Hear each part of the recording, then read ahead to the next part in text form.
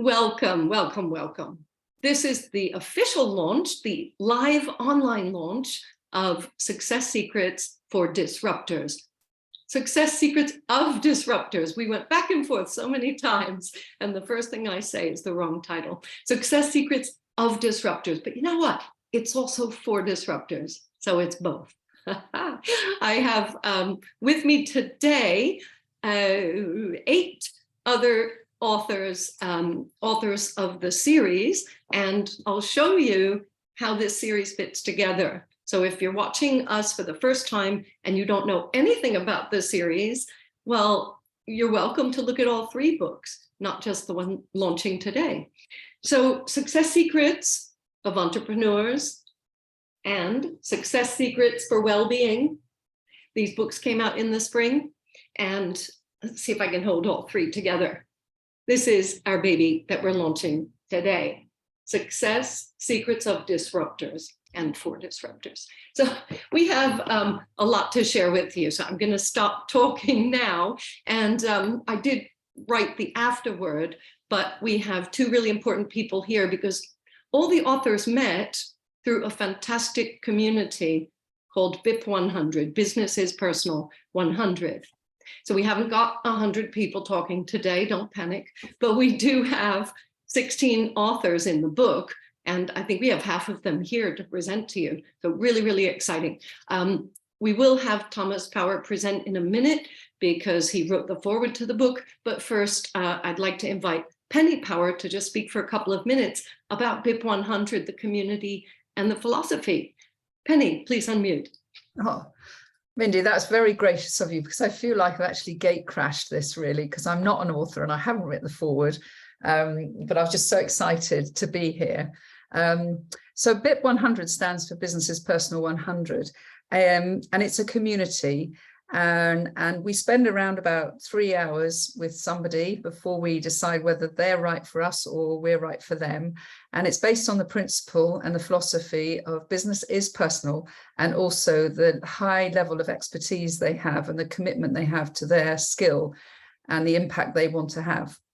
And Mindy Gibbins-Klein, well, Thomas and I have been on a journey for many years with Mindy, over 15 years.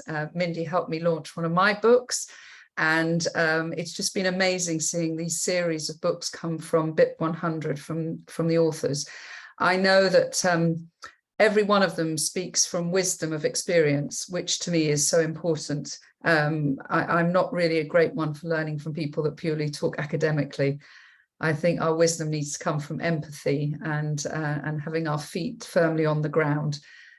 So I think this is absolutely fantastic. And I really want to celebrate Mindy for her amazing collaborative skills and the way that she's brought people together to achieve this. And so thank you very much for letting me gate crash on this very special launch. Well, Penny, I don't see it as gate crashing. And Penny did write a chapter in this book, and I think she wrote the foreword in this book. So Penny's absolutely the matriarch of the community, so she is part of this. But Thomas Power, yes, they're related. Thomas wrote our foreword, and I had to persuade him to do it because he didn't know if he was a disruptor or if he could write about this topic, and he absolutely is. And any of my speakers who are watching me now, please nod vigorously if you agree that he epitomizes disruption for positive change, which is how we describe it. So I would like to invite Thomas to unmute, please, and speak to us about his perception of disruption and why he wrote the foreword. Well, you know, Mindy, this is in the book, but one of the things I love about this word and the word you chose is the fact it finishes in ORS, disruptors. And everyone knows that I love ORS, open, random, and supportive. And I think, yes, Penny and I are disruptors through Academy and BIP 100. But the thing I like about all the members in BIP 100, the BIPers, is that they're all disrupting in their own unique way.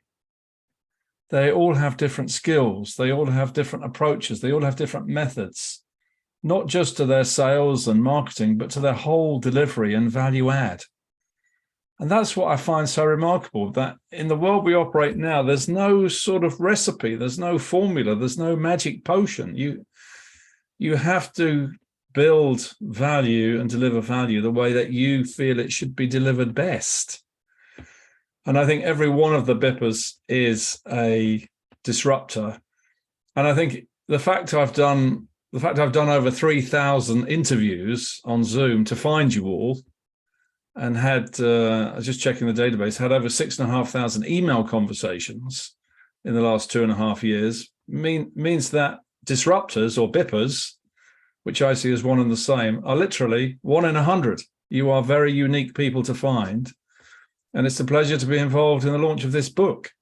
And I wonder how many more Success Secrets books there are going to be. Well, that's a secret. So thank you very, very much for your constant support, for your little introduction now. We might bring you back at the end as well. You never know.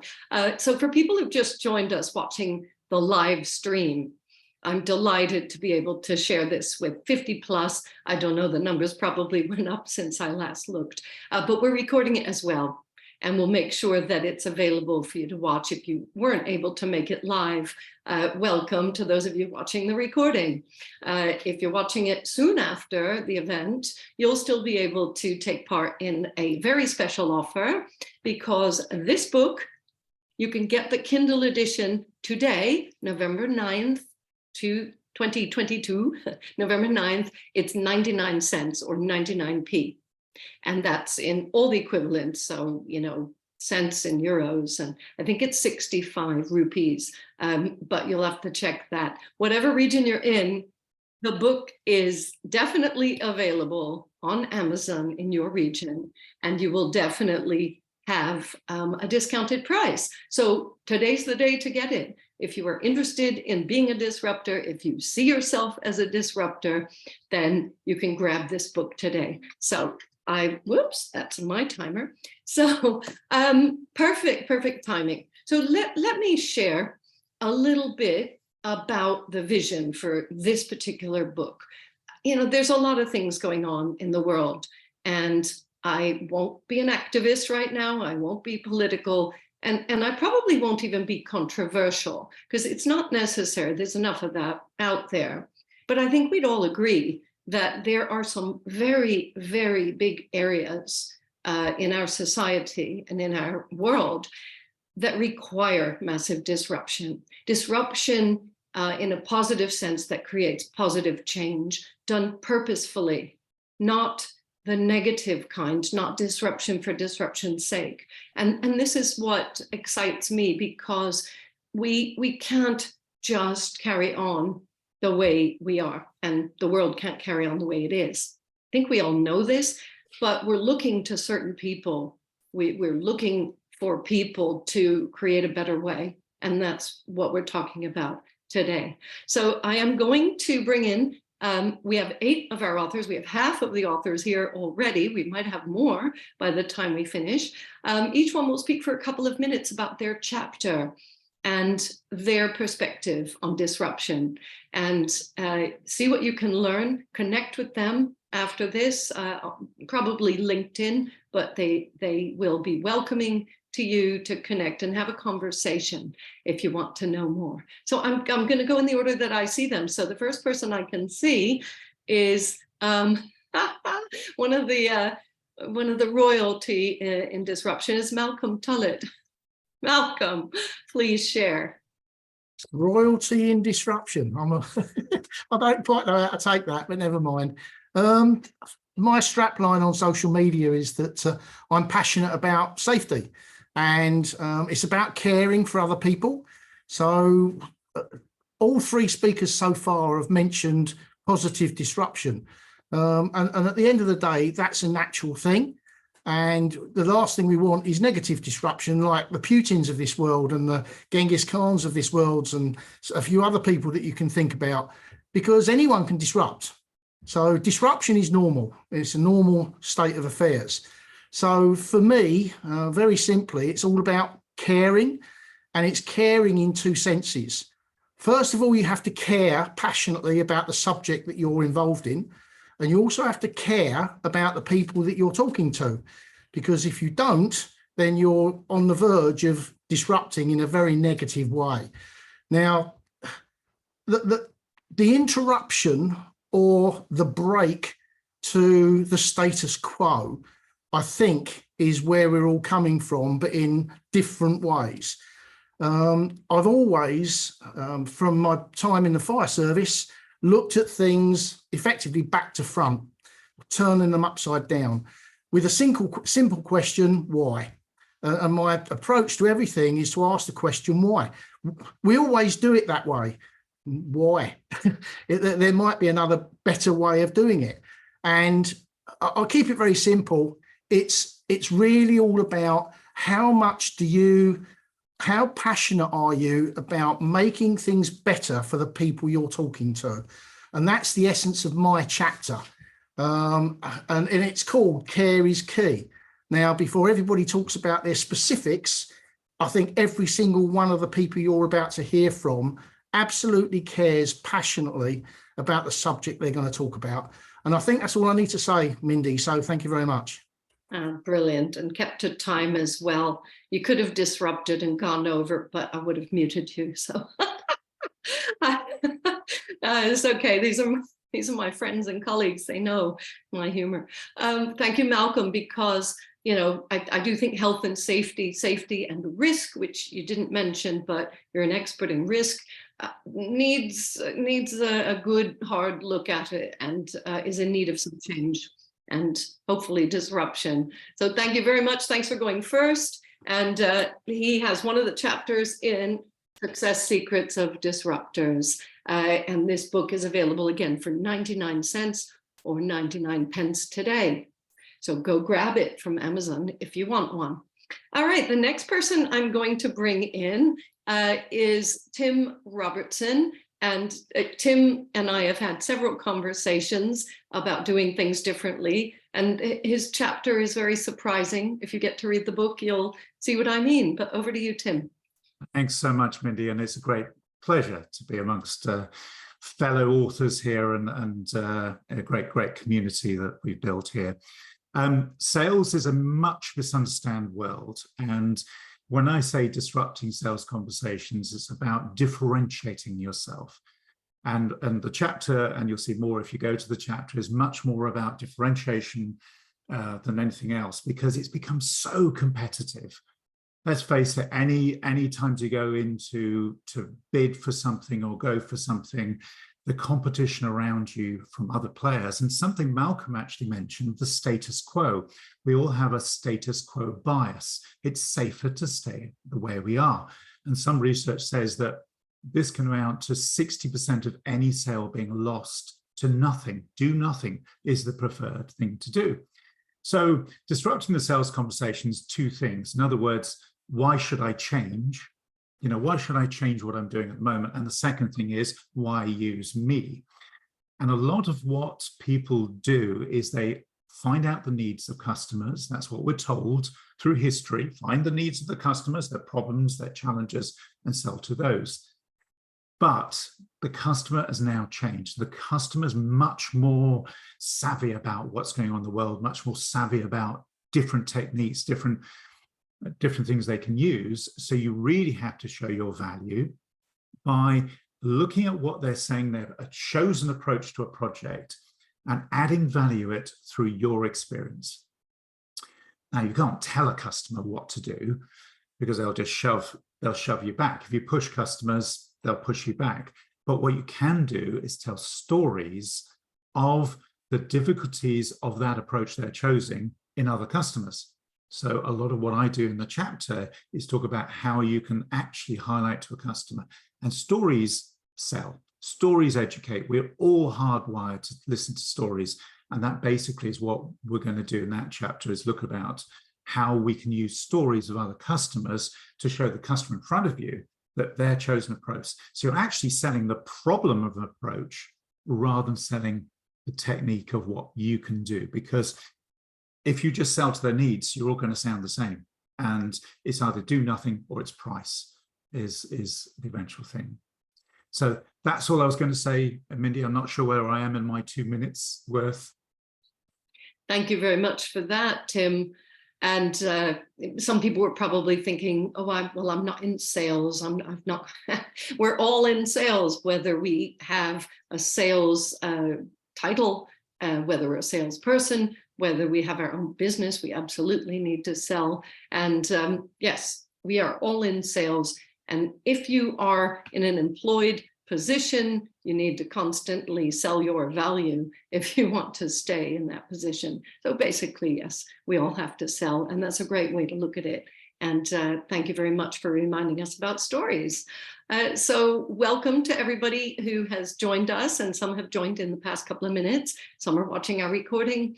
I think we have 9 of the 16 authors of this brand new book, Success Secrets of Disruptors, which is available from today, and we're launching it with a very special price of 99 cents or 99p. So on the Kindle, you can get the paperback if you like, which is also great. You know, I like real books.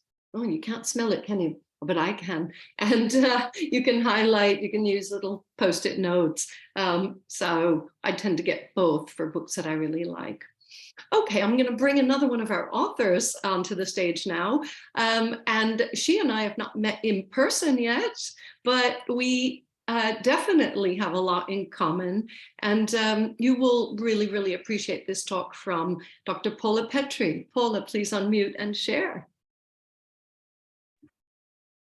Thank you, Mindy. It's an honor to be here today amongst all of you incredible authors and be part of BIP, Business is Personal. I'm passionate about holistic well-being, and my chapter is called Riding the Wave of Disruption. We are either disrupting, or we're in environments that are being disrupted, right? We can see that by all of the authors eloquently describing how it is that you can be effective as disruptors. So I felt it would be important to give people the tools to come back, to bring our body and mind back into homeostasis. We go out and we disrupt, or we feel the world around us is so disruptive, but how do we come back? Because we know unequivocally that a disruptive mind and body leads to illness and disease. Allopathic medicine agrees with that. That is a truth we all need to face. So how is it that we can come back? Because the animal world knows how to do that. They reset automatically. We don't have automatic resets. We've used sound. We've used all kinds of different techniques that I talk about in the book throughout history to reset. But many of those have faded as our traditions have also faded. So coming from a science background, I have a PhD in teaching and learning. My real learning came through my daughter, who was born with a disability, and I became a disruptor. Like, we can do better for people with disabilities. And as a young mom, I formed community around that for the kind of throughout the entire state of Florida and nationally. But I ran into my own burnout, which I talk a little bit about in the book. And so my healing had to come from a deep place. And studying and learning about the vagal nerve, the vagus nerve, blended my science background and need to show that this really works with what my own personal experience was. So just a little bit, I want to emphasize breath. We hear a lot about breath, but what it does is that through the vagus nerve, the longest nerve, wraps around every organ in the body. It's a conduit from gut to brain, is that it tells the brain through breath, it slows down our heart rate when we just do a simple 4-4-4 breath. Breathe in, hold, breathe out. And you'll learn more about that. But as we bring our body back into harmony through breath, our heart rate slows down. And it tells a signal to our entire well-being that we live safe, all is well. So as a disruptor, learn how to bring body to calm. Thank you so much.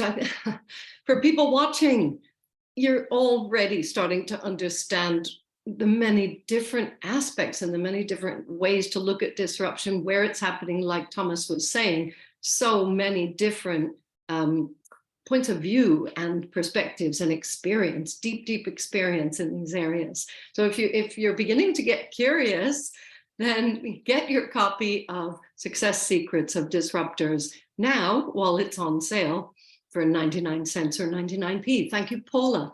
And we'll move right along to someone who I have met in person, another fantastic disruptor. And I think you're really going to like this one as well, because I'm handing over to Marie-Lise de Villiers. Thank you, Mandy. I'm literally sat here thinking I cannot wait to read the whole book. I haven't had a chance to read many chapters, but I am just so excited and absolutely love everything I've heard so far. Yeah, so mine is very much about disrupting the mind. And Paula, I think you going before me is absolutely perfect, because I'm kind of the bit before your bit, I think, because I'm all about that sort of high performer that really step up and have a really sort of very fast-paced, driven life, but it's very much about doing that in a sustainable way so that you can perform highly over long periods of time, and looking at your well-being. And over the last year, I've done a lot of work on my mind, and I also have a personal story, a backstory of burnout, and I call my negative inner voice my inner bully. And so I've had to learn over the years to really tap into the deep inner work of disrupting my mind and reframing the conversation that I'm having with myself. So my chapter is all about, encouraging people to tap into their 6 higher mental faculties. If I'm just asking you for a moment, what are those 6 higher mental faculties? Can you actually name them? And very often, the first time someone asked me to do this a couple of years ago, I couldn't, because I think we so naturally use our higher mental faculties, but we're not that aware of it. So I'm really trying in my chapter to make people aware of intuition, imagination, will, reason, perception, and memory. So those are the sort of 6 higher mental faculties that really help us. It's not about seeing is believing, it's about believing is seeing, so I think for me, it's very much about people tapping into their full potential, igniting those mental faculties to become their superpowers, and for people to become predictably unpredictable in a good way. So yeah, that's me. Well, that's brilliant. And Marie-Lise, I was not going to let you off the hook if you hadn't presented those 6, because everybody wouldn't be paying attention to the rest of this stream if you didn't. So thanks for that. And if you didn't catch those, check out the book. It's all in there, and you can take your time and go through it, make your notes, and implement. I was thinking, as well as all of our speakers were sharing, that it's all very well to read these chapters, and it's so diverse and it's packed with value, but it's what you do after, isn't it? We all read a lot of books. We read how-to books, business books, personal development books, and this series is all 3. You can only do so much by reading. It's when you try these things out in the real world that you realize how powerful it is. And we'd love to hear from you. And speaking of loving to hear from you, our readers, our viewers, our listeners, when you get the book and you've read it and you love it, drop a review on Amazon. You'll get reminded by Amazon anyway, but I'm asking because everybody works really, really hard to promote books, and books is another one of those areas. Tim was talking about competition. We don't compete with other books, but there are a lot of books out there. And so we would like reviews if you love it. And that way more people can know about these books. Thank you very much. So the next person on the screen that I'm going to bring up is a super chap. So women are going, oh, okay, it's not me. And he has a lot to share about something interesting you may not have thought of before. And it's Mr. Chris O'Hare. Over to you, please, Chris. Thank you, Mindy. That's really kind. And what a stage to share with such esteemed business and entrepreneurs, business experts, and people who have had the many years of experience. So I'm just feel so grateful to be sharing that stage. What a great book. I can't wait to read the rest of the other chapters, but obviously I know my chapter. So I'll give you a quick brief overview of what that would have. So my name is Chris O'Hare, and I'm a Chief Technology Officer for Hire, or an app developer. And basically in my chapter, I talk about how to disrupt your marketing with an app. And most people see an app as a tool, and actually it can be incredibly powerful for marketing. And most businesses, they spend a ton of time on building their audience, and it can be one of the most rewarding and effective ways to grow a business. Typical that my business phone rings right now. So there you go. Clearly I'm in demand. And so Is that an actual phone ringing? I haven't heard a phone ring for years. I know. And well, clearly my one does. So there you go, Thomas. So one traditional approach is the phone.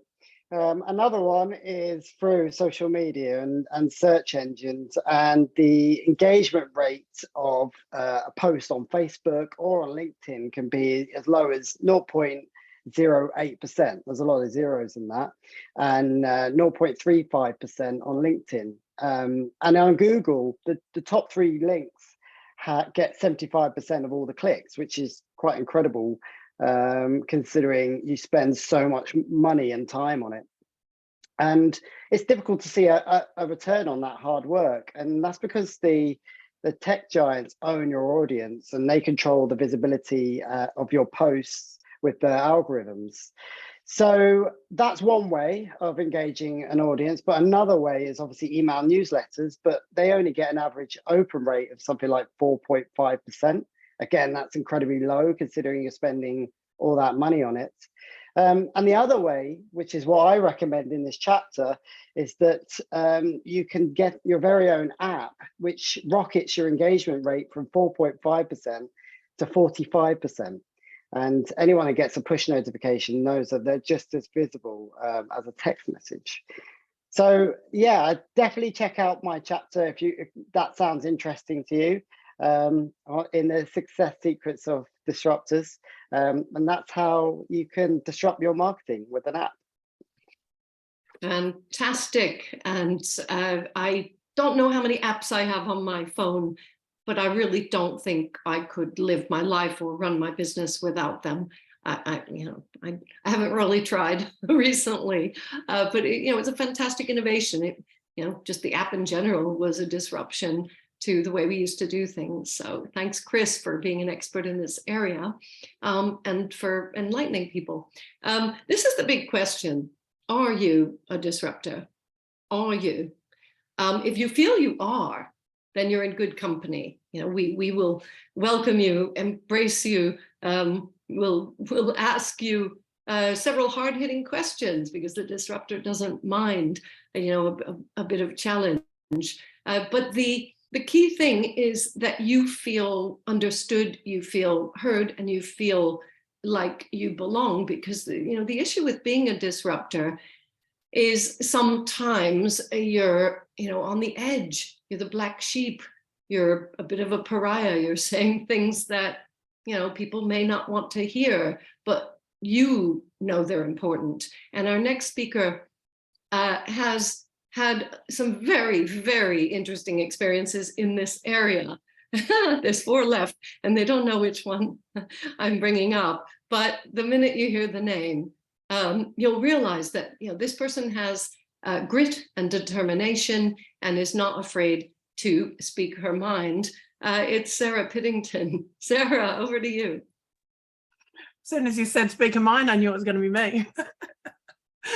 Hi everyone. So I'm Sarah Piddington, and I have contributed a chapter titled "Wellbeing is the Future of Work."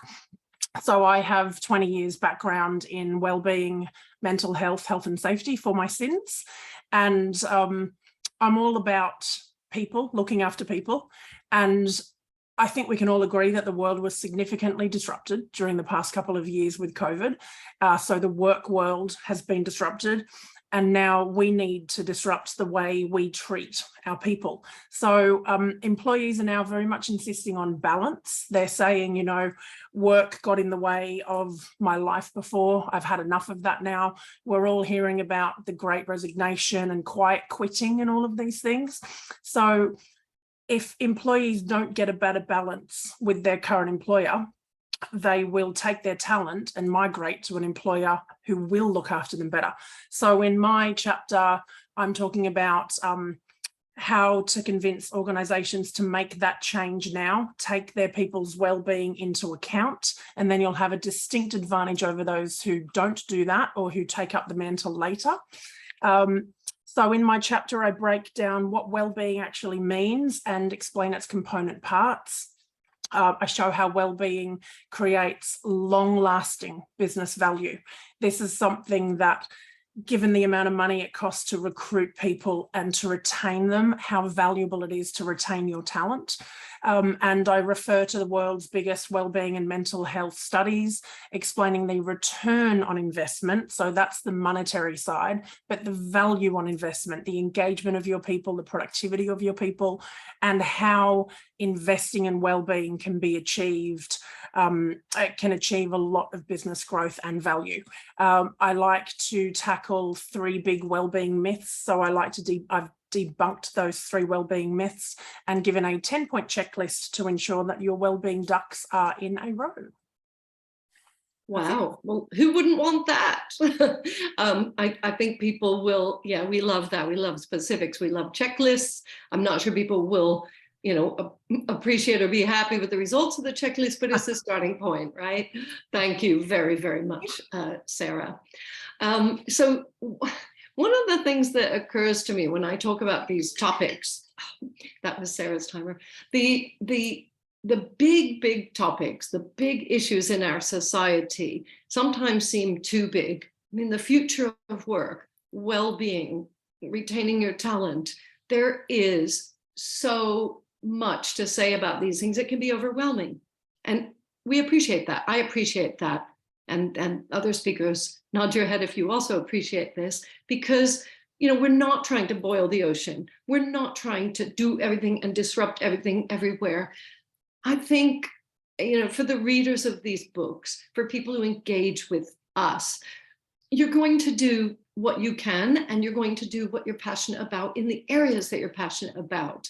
So you can relax and you can read the 16 chapters and figure out if any of them resonate with you more than the others, or if you feel that you can pursue something extra because you've been inspired. So approach these things with an open mind. You already have by watching this live stream or the recording, and we appreciate you and whatever you are bringing to your little niche, to your industry, or to the world. We appreciate you for doing that. Thank you. The next person I'm bringing up, I mean, everybody's chapters are so interesting and everybody's areas are, you know, fascinating, but this is a very, very disruptive idea, and it might take you some time to get your head around it and understand it, but he only has 2.5 minutes. Yes, it is Mr. Tony Havel. He knew he was next. Tony, please share what it is you work with and what you've written about. Thank you, Mindy. Yes, it may take a little while to explain it all, but I've tried to do it in my short chapter in the book. So I'm Anthony Abel. I'm the founder of the TPX exchanges, and we're, as disruptors should, looking to change the world. So we're looking at how our economies work, how our systems work, how our properties work, and particularly how our homes look in it, how it works in it. So from our point of view, we're looking at the fundamentals of our economies in the high inflation period that we're all suffering through, and we're coming up with new solutions, new ways of doing things, using your property, using your home. And so we think we're throwing people a lifeline in many circumstances where they can access the capital is trapped in their homes and bypass in many ways the inflation environment that we're working in. That lovely phrase that they've used in times gone past that we've all learned from our forefathers and the rest and our families is safe as houses. That adage is as true today as it ever was. But the difference that we're doing is we've worked out a way to make it liquid. So this concept of having a liquid house, it doesn't sound like a very good place to live in, but I can assure you the aspect that you can use it to buy your goods and services without having to ask the bank's permission is something that a lot of people are very interested in today. So that's what we're writing about. So our chapter, Amongst Equals here, is a little bit on the material side perhaps, but I think intrinsic interest to everybody here. So if people didn't quite understand it, it's fine. Like I say, relax, no need to panic. You can chat with him. All in the book. In fact, please connect. You know, I'm talking to all of our viewers and listeners now. Connect with any or all of these authors because you can tell they care. They're talking about what they know, what they're passionate about. They've poured themselves into this book, and we've done it for you. We've done it for our fellow disruptors. So if you are interested in finding out about disruption in the property market and how to look at finance and the economy differently, then please connect with Anthony. Before I move to our last couple of speakers and finish up our stream for you, we have some exciting news. While we've been talking, our baby book hit #1 in the business development and entrepreneurship category.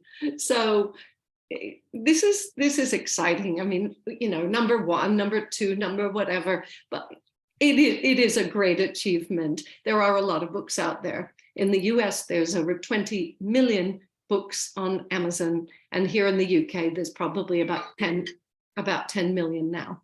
So, you know, that's a big achievement to be top of a category. And we're still going. So the request to everybody is if you haven't yet downloaded Success Secrets of Disruptors, now's your chance to get it. Bargain price, 99 cents, 99p. And when you've read it and you love it, please review.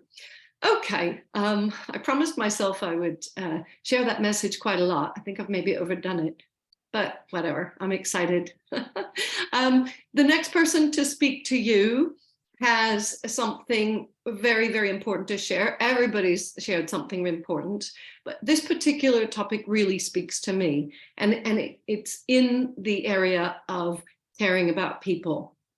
And I've been able to experience this next speaker's material a few times. I've seen her present to small groups, large groups, and I've seen her really share some valuable tips. So I'm going to bring up Kate Farragher to share with you tips about people and teams and how we should create the space for them. Kate. Please unmute. Oh, there you go. Thank you, Mindy. So lovely to be introduced by you, who I respect so deeply, and everyone on this gorgeous screen. Thank you so much, and to be part of this wonderful community, Business is Personal. And my chapter is about disrupting meetings. I mean, if there's anywhere that we spend a lot of time talking a load of nonsense sometimes, it's in meetings. And I'm talking specifically about meetings that are about disrupting, about thinking of the future. And we spend, the places where we do most disrupting is in our mind, our thoughts, which we've talked about, and also how we speak. And so I think that meetings need to be better designed. And in this chapter, I talk about how you can do that. And it should be much more about facilitating good meetings rather than just having them. And I go through different ways of kind of how you should show up in a meeting in order to have dynamic meetings. And one of the ways I talk about is that sometimes we need to feel a bit uneasy or weird sometimes, because fundamentally, if it's easy, then it's fixed. Well, if it's weird, it's going to feel new. So if we can feel a little bit disrupted in ourselves in a meeting, it means we're starting to do things slightly differently. So how do you do that? Well, you've kind of got to trust the process. We talked earlier about, in one of the other chapters, about sometimes we get these triggers, you know, from trauma or from going through some difficult times in our lives. Actually, in meetings, quite often these traumas are more like ripples. They're just like little bits of tension that go in our body when we don't feel comfortable about what somebody has said. And sometimes if we want to have a really great meeting, it's about noticing that those ripples are actually sometimes areas of learning that we need to, in a way, trust them in order to move forward. So I say trust the weirdness, because sometimes if we feel that stress wave or that ripple, then it sometimes means that we're judging or that we're making some assumptions. And the other thing that it's about is about creating safe spaces. Because if we really want to disrupt our thinking, we need to not think, oh my God, I'm going to get sacked if I say this, or this is the wrong thing to say. So it's trying to think about how we can create an environment for people where they can feel safe enough to really trigger different ways of thinking in those meetings.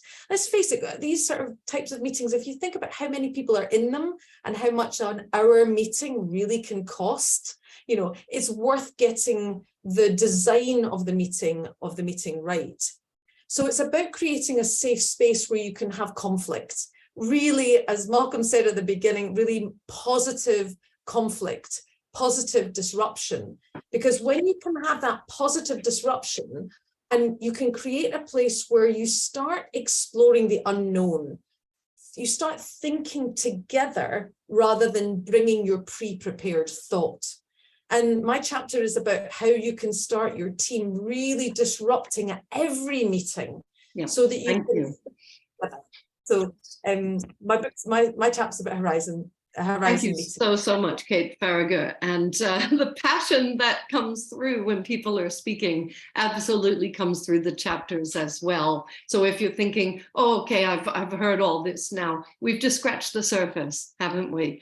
The book is climbing up the ranks. I can't see it because I'm focused on all of you, our speakers and our viewers, but do check it out and you will see we will have quite a few number ones showing in the entrepreneurship and lots of places. So I'm focused on you, but we have people in the background looking, and thank you very much. And we'll capture those lovely screenshots for you as well. So we do have one more of our authors here. I'm delighted because, you know, it's always hard to get everybody together in the same room or in the same online space at the same time. You know, everybody's running a business, everybody's got things going on. So I appreciate it so much. And this is someone who works, I was going to say really, really hard, has a good sense of balance, life balance, but has something super interesting and super important to say about building wealth and helping the next generation build wealth and helping good people do great things with their money and give back to society and lots of other fun things that I've learned from this gentleman. So last but not least, Owen O'Malley, please share your best wisdom with everybody for our book launch. Thank you very much, Mindy, and it's an honor and a pleasure to be with such wonderful experts. Big shout out to BIP 100, a great family of experts that help each other and support each other. Our book is all about the disruptors that have come to the stock market in the last 150 years. The first big disruption was the whole concept of an option that was invented in 1973, even though the market has been around since 1792.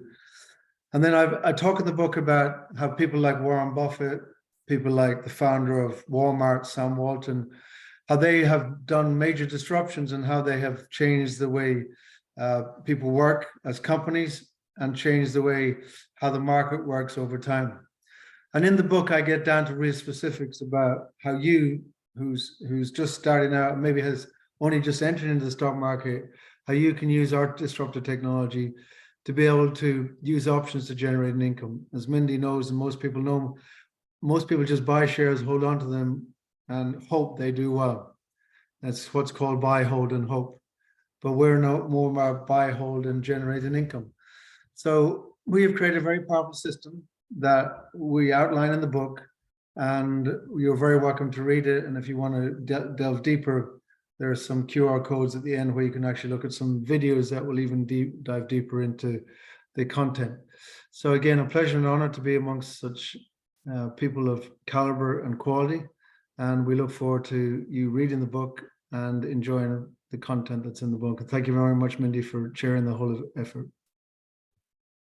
Thank you, and thanks to all of our speakers. I'll bring Thomas and Penny back up just for a few minutes because we did really well on the timing. So Kate, this was a good meeting, and we had every intention of sharing our expertise in a concise way. There's no need to go on and on about things. If you can grasp it quickly, well, that shows that you're smart. But if we can share it quickly, that's a gift. That's showing respect to the people who are consuming the message. So we've really tried to keep this fast-paced, interesting, diverse. I feel we've succeeded. So just one more reminder before I hand over to Thomas and then Penny and then close. Success Secrets of Disruptors. You will see this book everywhere. There's a lot of social media posts. There's a lot of excitement around it. It's climbing up the bestseller ranks. It's going to be, I think, a long-term bestseller. But today being launch day, we're super excited, and we thought we would offer it for 99 cents or 99p. So if you're watching this on the 9th or even the 10th of November, 2022, then you can grab it for that kind of price. But we still keep the Kindle prices at a reasonable level. So even if it's after that date, it's fantastic value. And we appreciate you. We appreciate you being here with us. I really appreciate the contributing authors to this book. It shows up on Amazon as if it's my book, which is really quite embarrassing. So when you look, I'm not the only author. In fact, I only wrote the afterword. I only wrote the very last bit. But it's just the way it worked out because I was the editor who compiled the whole book, and we couldn't fit all the authors' names in, so they put mine only. I apologize.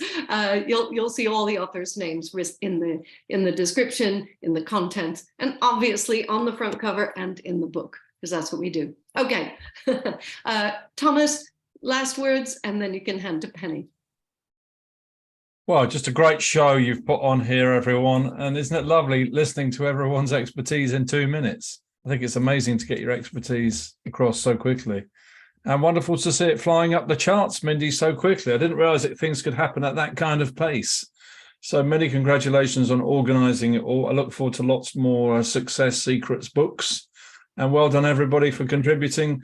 Goodness knows how many more of these are going to be coming along. Thank you. Penny.